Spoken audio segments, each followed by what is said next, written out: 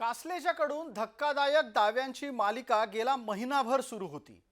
अटकेच्या आधी सुद्धा तो गप्प बसला नाही. ज्या वेळेला कासले पुण्याच्या विमानतळावर उतरला तेव्हा माध्यमांनी त्याला गळाला घातला आणि या निमित्तानं सुद्धा कासलेनं लांब लचक पत्रकार परिषद घेत आपली वक्तव्य केली. आणि इतकंच नाही तर आपल्या या तमाम वक्तव्यांची पुनरावृत्ती टप्प्याटप्प्यानं तो सातत्यानं करत राहिला. तुम्ही वाल्मिकरांना अटक झाल्यानंतर त्यांचा एन्काउंटरचा प्लॅन आखला गेला होता आणि तुम्हाला बक्कळ पैसे मिळणार होते त्याच्यामध्ये. मग काय नेमकं सगळं हे झालं आणि ते कोणी ऑफर दिली तुम्हाला? मी सांगितलं वारंवार धनंजय मुंडे आणि वाल्मिक कराड हे धनंजय मुंडेंची ती ऑफर असेल असं मी सांगितलं व्हिडिओमध्ये. आणि कशा प्रकारे होतं आणि एन्काउंटरची ऑफर काय होती मी सगळं माझ्या व्हिडिओमध्ये सांगितलेलं आहे.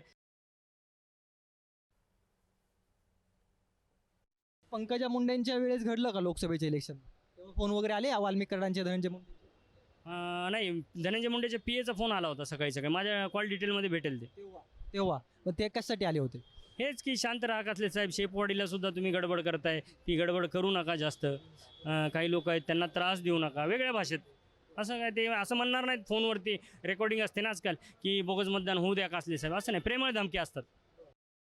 EVM मशीनला जी काय ते रात्रभरात करणार होते छेडछाड, ती तुम्ही शांतपणे गप्प बसायचं, त्या ठिकाणी थांबायचंच नाही, निघून जायचं. या छेडछाड ती लाच होती थोडक्यात. म्हणजे लाच म्हणजे त्यांनी अकाउंट शोधलं बरं का. ते असं मी त्यांना द्या हे बोललोच नाही कधी. त्यांनी ते बघा आजकाल नंबर टाकला ॲक्सिस बँक कुठलाही, ते अकाउंट नंबर भेटतं आणि त्याच्यावर ते पैसे टाकू